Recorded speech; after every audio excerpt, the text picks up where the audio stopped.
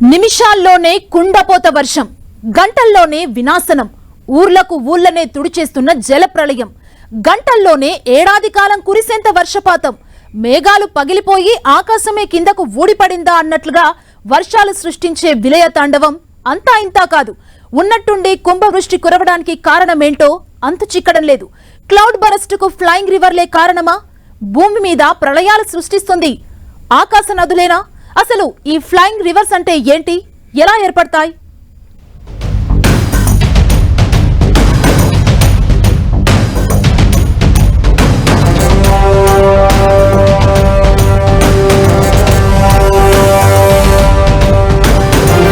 కుండపోత వర్షం కుంభవృష్టికి కారణమేంటి? Cloud burst కు ఎగిరే నదులే కారణమా? ప్రకృతి అందాలను ముంచేస్తున్నది ఫ్లయింగ్ రివర్లేనా? వేడెక్కుతోన్న సముద్రాలు, వెంటాడుతోన్న ముప్పు, ప్రకృతి ప్రకోపం ఏ రూపంలో ముంచుకొస్తుందో తెలియడం లేదు. ఏ ప్రాంతాన్ని ఎప్పుడు ఏ వాతావరణ ముప్పు చుట్టుముడుతుందో అంతు చిక్కడం లేదు. ప్రళయం సృష్టించే విధ్వంసం మాత్రం అంతులేని నష్టాన్ని మిగులుస్తోంది. అనుకోకుండా మబ్బులు కమ్మేసి ఒక్కసారిగా కుండపోత వర్షం కురిసి ఎత్తున ఉన్న ప్రదేశాలను కూడా నీళ్లు ముంచెత్తుతున్నాయి. అనుకోకుండా ఆకాశగంగ భూమి మీదకొచ్చి పల్లె పట్టణం అనే తేడా లేకుండా అన్నింటినీ తుడిచేస్తోంది.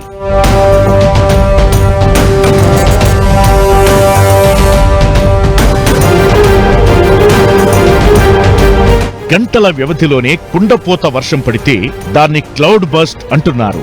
అసలు క్లౌడ్ బర్స్ట్ కు రీజన్ ఏంటనే దానిపై ఎన్నో చర్చలు ఉన్నాయి. మేఘాలు పగిలిపోయినట్లు ఉన్నట్లుండి ఒక్కసారిగా ఏడాదిలో కురిసే వర్షమంతా గంటల్లోనే కురవడానికి ఫ్లయింగ్ రివర్లే కారణమంటున్నారు సైంటిస్టులు. ఆకాశంలో ఎగిరే నదులు ఉన్నాయని, వాటి వల్లే క్లౌడ్ బర్స్ట్ జరుగుతోందని చెబుతున్నారు. ఆకాశంలో నదులేంటి, వాటి వల్ల కుంభవృష్టి వర్షాలేంటన్న దానిపై ఎన్నో అధ్యయనాలు జరిగాయి. ఆ పరిశోధనల్లో ఊహకందని విషయాలు వెలుగులోకి వచ్చాయి. ఈ మధ్య దేశంలోని చాలా ప్రాంతాలను భారీ వర్షాలు, వరదలు ముంచెత్తుతున్నాయి. లేటెస్ట్ గా వయనాడ్ ప్రళయమైతే వందల మంది ప్రాణాలను బలితీసుకుంది. హిమాచల్ ప్రదేశ్, ఉత్తరాఖండ్ లోను వేలాది మందిని సేఫ్ గా కాపాడాల్సి వచ్చింది. అయితే ఈ ప్రాంతాల్లో ఉన్నట్లుండి వర్షాలు పడటానికి క్లౌడ్ బర్స్టే కారణమని అంటున్నారు వెదర్ ఎక్స్పర్ట్స్. భూమి మీదున్న నీళ్లు ఆవిరై ఆకాశంలో నదిలాగా ఓ లేయర్ ఏర్పడి ఒక్కసారిగా వర్షం రూపంలో కుంభవృష్టి వర్షానికి దారి తీస్తున్నాయని చెబుతున్నారు సైంటిస్టులు.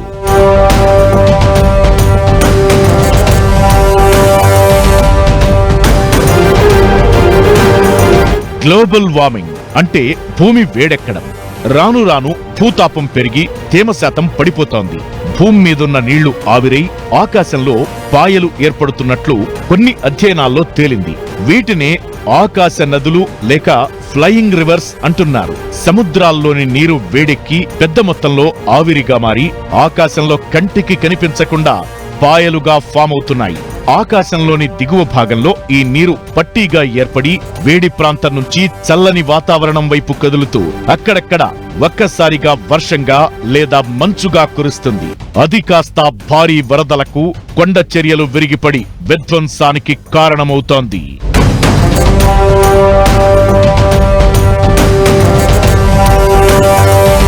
భారత్లో హిందూ మహాసముద్రం వేడెక్కి ఆకాశంలో ఫ్లయింగ్ రివర్లు ఏర్పడి జూన్ నుంచి సెప్టెంబర్ మధ్య వచ్చే ఋతుపవనాల ప్రభావాన్ని పెంచుతున్నాయని అంటున్నారు వాతావరణ నిపుణులు. 2023 నేచర్ జర్నల్ ప్రకారం 1951-2020 మధ్య భారతదేశంలో మొత్తం 574 ఆకాశ నదులు ఏర్పడ్డాయి.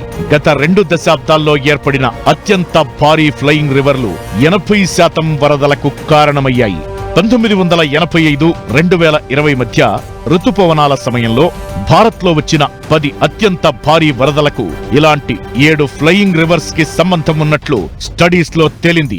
ఈ మధ్య కాలంలో అయితే హిందూ మహాసముద్రం నుంచి నీరు ఆవిరిగా మారి ఫ్లయింగ్ రివర్లుగా ఏర్పడటం భారీగా పెరిగిపోయింది.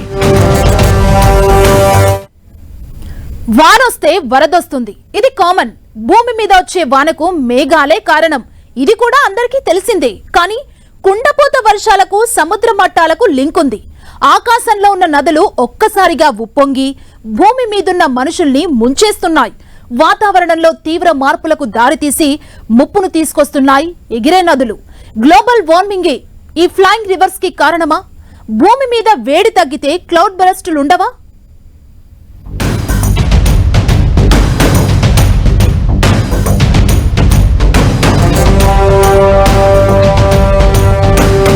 ఓవైపు గ్లోబల్ వార్మింగ్, మరోవైపు ప్రకృతి ప్రకోపం. వేడెక్కుతోన్న సముద్రాలు, వెంటాడుతోన్న ముప్పు, కంటికి కనిపించకుండా కమ్మేస్తున్న ఫ్లయింగ్ రివర్లు. ప్రకృతి ప్రకోపిస్తోంది. విలయం ప్రళయం ఏదో ఒక రూపంలో ముంచుకొస్తోంది. ఓవైపు గ్లోబల్ వార్మింగ్, మరోవైపు సముద్ర మట్టాలు, వర్షాలు, వరదలు మనిషిని నలువైపులా చుట్టుముడుతున్నాయి. వీటికి తోడు వాతావరణ మార్పులు, క్లౌడ్ బస్ట్లు, ఫ్లయింగ్ రివర్లు, ఇలా అన్నీ కలిపి గండం సుడిగుండంగా మారుతోంది. దేశంలోని చాలా ఏరియాల్లో క్లౌడ్ బస్ట్లు అనుకోని విపత్తును తెస్తున్నాయి.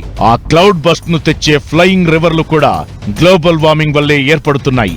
భూమి మీద వేడి పెరిగి సముద్రపు నీళ్లు ఆవిరిగా మారి ఆకాశ మబ్బుల్లో నదులుగా ఫామ్ అవుతున్నాయి. ఎగిరే నదులు అనేవి ఎప్పటి నుంచో ఉన్నవి. దాదాపుగా మనకి అమెజాన్ పరిసర ప్రాంతాల్లో వర్షపాతానికి ఇవి సర్వసాధారణం. కానీ ఇప్పుడు మనకేంటంటే కొద్దిగా ఎక్స్ట్రీమ్ ఈవెంట్స్ పెరుగుతున్నాయి అన్నమాట. అంటే పడాల్సింది స్ప్రెడ్ అనేది తగ్గుతూ ఎక్కువగా, అంటే నార్మల్గా మనకి రోజంతా వర్షం పడినా మనకి 7 సెంటీమీటర్లు పడుతుంది. కానీ అదే 1 గంటలో 7 సెంటీమీటర్లు ఇవ్వడం వల్ల ఏమవుతుందంటే అక్కడగా ఫిల్ అయ్యి వెళ్ళలేకుండా ముందంతా మనకి నార్మల్గా డ్రైగా ఉండి సడన్గా ఇవ్వడం వల్ల ఏంటంటే అది నిలువ అనేది తగ్గిపోతుంది. కొన్నిసార్లు ఫ్లయింగ్ రివర్లు ఏర్పడటానికి టైం పట్టొచ్చు. కొన్నిసార్లు రోజుల వ్యవధిలోనే ఎగిరే నదులు ఏర్పడి కుండపోత వర్షం కురిసే అవకాశముంటుంది. వెచ్చని సముద్రాల్లోని నీరు కొన్ని గంటలు, కొన్ని రోజుల వ్యవధిలోనే ఆవిరై ఫ్లయింగ్ రివర్లుగా మారి తక్కువ టైంలోనే కుంభవృష్టి వర్షం పడుతుంది. ఒక ఫ్లయింగ్ రివర్ పరిమాణం సగటున 2000 కిలోమీటర్ల పొడవు, 500 కిలోమీటర్ల వెడల్పు, 3 కిలోమీటర్ల లోతు ఉంటుందని అంచనా వేస్తున్నారు శాస్త్రవేత్తలు. కొన్ని ఫ్లయింగ్ రివర్లైతే 5000 కిలోమీటర్ల కంటే ఎక్కువ పొడవు ఉంటాయనేది కొన్ని సర్వేల రిపోర్ట్. ఎగిరే నదులు మనుషుల కంటికి కూడా కనిపించవు. ప్రపంచవ్యాప్తంగా నీటి ఆవిరిని, ఫ్లయింగ్ రివర్లను అంచనా వేసేందుకు శాటిలైట్ ద్వారా స్టడీ చేస్తున్నారు. రుతుపవనాలు, తుఫానుల గతినే మార్చి వాతావరణ పరిస్థితులపై తీవ్ర ఎఫెక్ట్ చూపిస్తున్నాయి ఫ్లయింగ్ రివర్లు. 1960 నుంచి పరిశీలిస్తే వాతావరణంలో నీటి ఆవిరి 20% వరకు పెరిగిందని అధ్యయనాలు చెబుతున్నాయి. దక్షిణాసియా ప్రాంతంలో 56% విపరీత వాతావరణ పరిస్థితులకు ఫ్లయింగ్ రివర్లకు సంబంధం ఉందని శాస్త్రవేత్తలు అంటున్నారు. ఆకాశంలో ఉన్న నదులకు, రుతుపవనాల వల్ల కురిసే భారీ వర్షాలకు సంబంధం ఉందంటున్నారు సైంటిస్టులు. అమెరికన్ జియోఫిజికల్ యూనియన్ స్టడీస్ ప్రకారం తూర్పు చైనా, కొరియా, పశ్చిమ జపాన్లలో 80% వరకు భారీ వర్షపాతానికి ఫ్లయింగ్ రివర్లతో సంబంధం ఉందని గుర్తించారు. తూర్పు ఆసియాలో 1940 నుంచి ఫ్లయింగ్ రివర్లు ఏర్పడటం భారీగా పెరిగింది. ఈ మధ్య వచ్చిన కొన్ని భారీ వరదలకు ఆకాశ నదులే కారణమని భావిస్తున్నారు శాస్త్రవేత్తలు. 2023 ఏప్రిల్లో ఉరుములు, వడగళ్లతో ఇరాక్, ఇరాన్, కువైట్, జోర్డాన్ భారీ వర్షం, వరదలతో తీవ్రంగా దెబ్బతిన్నాయి. ఏడాది కింద ఆస్ట్రేలియాలోని కొన్ని ప్రాంతాల్లో కుంభవృష్టి కురిసింది. దాన్ని వాతావరణ నిపుణులు రెయిన్ బాంబుగా పిలిచారు. అన్ని ఫ్లయింగ్ రివర్లు డేంజరస్ కాదు. కొన్ని ఆకాశ నదుల తీవ్రత ఎక్కువగా ఉండదని అంటున్నారు శాస్త్రవేత్తలు. ఎప్పుడూ వర్షాలు కురిసే ప్రాంతంలో ఫ్లయింగ్ రివర్స్ ఎఫెక్ట్ ఉంటే అంతా తుడిచిపెట్టుకుపోవడం ఖాయం. ఏళ్లుగా కరువు ఎదుర్కొంటున్న ప్రాంతాల్లో ఈ ఫ్లయింగ్ రివర్లు ప్రభావం చూపి భారీ వర్షాలు కురిస్తే ఉపయోగంగా ఉంటుంది. ఫ్లయింగ్ రివర్స్ ను కనుగొని క్లౌడ్ బస్ట్ ను అంచనా వేస్తే నష్టాన్ని తగ్గించొచ్చు. అయితే భారీ వర్షాలు పడతాయని వాతావరణ శాఖ ఎక్స్పెక్ట్ చేస్తుంది. కానీ అది క్లౌడ్ బస్టా, ఎక్కడ పడితే విపత్తుగా మారే ప్రమాదం ఉందనే విషయంపై క్లారిటీ ఇవ్వడం లేదు. విపత్తు నిర్వహణ శాఖ, ప్రభుత్వాలు, వాతావరణ శాఖ కోఆర్డినేట్ చేసుకుంటే క్లౌడ్ బస్ట్ తో జరిగే నష్టాన్ని కంట్రోల్ చేయొచ్చు. అయితే గ్లోబల్ వార్మింగ్ తగ్గితే నీరు ఆవిరవడం తగ్గుముఖం పడుతుంది. అప్పుడు ఆకాశంలో నదులు ఏర్పడటం తగ్గి కుంభవృష్టి వర్షాలు కూడా పడటం తగ్గే అవకాశముంటుంది.